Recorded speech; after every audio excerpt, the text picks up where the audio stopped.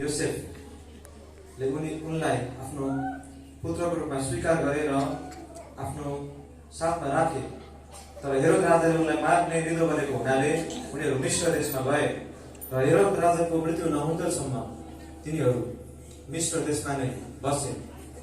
र यसरी प्रभु येशू बढ्दै 12 वर्षको उमेरसम्म पुग्नुभयो र 12 वर्षको उमेरमा येशू प्रभुले विभिन्न अचम्मका कुराहरू मन्दिरमा बसेर गर्नुभयो र यी सुनेर शास्त्री र फरिसीहरू छक्क परे र यस्तो बुद्धि कहाँबाट आयो भनेर दङ्ग परे र येशू ख्रीष्ट मानिस र परमेश्वरको अनुग्रहमा बढ्दै जानुभयो र विभिन्न आश्चर्य कर्महरू गर्दै रोगीहरू निको पार्दै र मरेकाहरूलाई बिउताउँदै येशू ख्रीष्ट परमेश्वरको इच्छालाई पूरा गर्दै हिँड्नुभयो।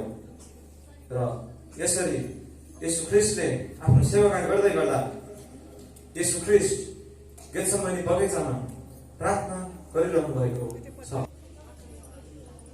र रोमी सेनाहरूले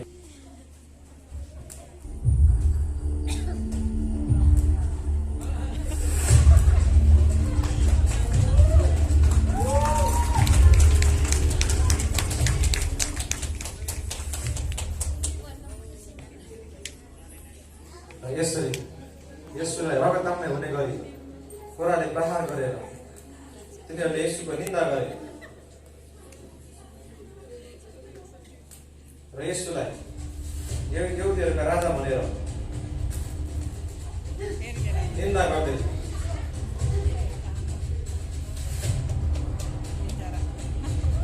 उनको शिरमा काँडाको मुकुट लगाएर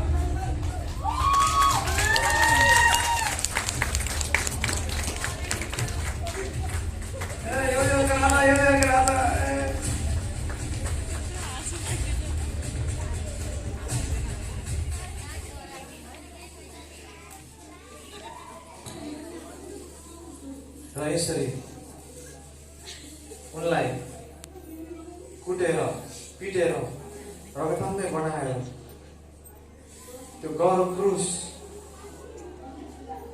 तिनलाई बोकाए र त्यो गलगथाको पहाडमा त्यो खप्परे डाँडामा यसलाई क्रुस बोकाए। ताली बजाउनुहोस् त सबैजना हेर्नुहोस् न।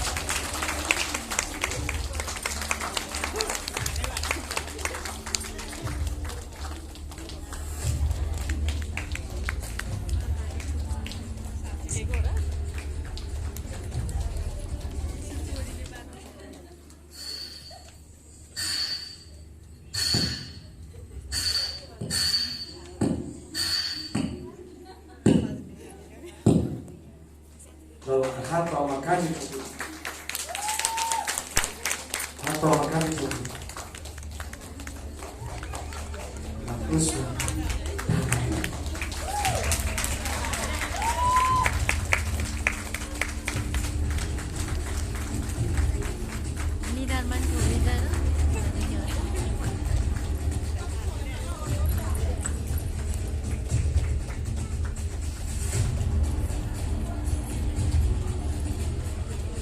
र यसरी पिताको इच्छा पूरा गरेर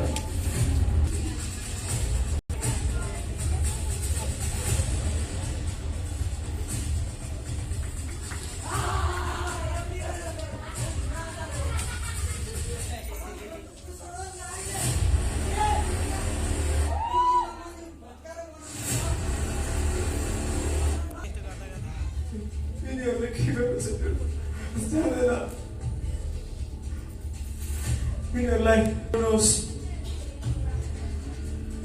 म अब मेरो प्राण तपाईँको हातमा राख्दछु। अब सिद्धियो।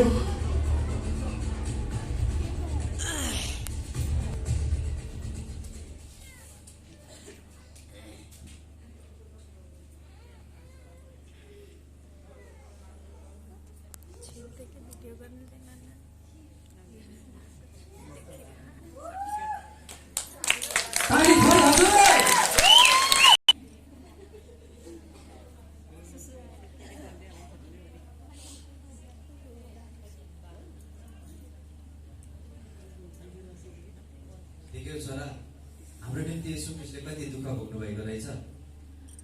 हाम्रो निम्ति सबै परित्याग गरेर यति धेरै दुःख भोगेर आज हाम्रो निर्दोष मान्छे चाहिँ आज हाम्रो निम्ति मर्नु भएको छ। त्यस कारणले हामी चाहिँ उहाँमाथि विश्वास गर्न जरुरी छ। बुझ्यौ?